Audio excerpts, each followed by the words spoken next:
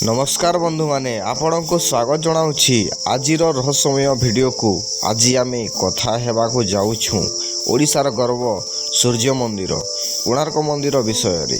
यह केवल स्थापित नुहे, यह अनेक अजना और चमत्कार रहस्य को आम सामने उन्मोचन करे।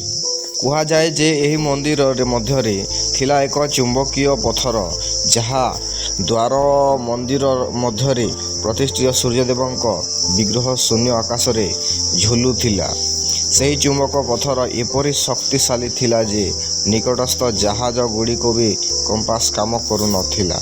यही अद्भुत शक्ति को भय करी ब्रिटिश शासन काल रे सही चुंबक पत्थर को बाहर करा जायथिला।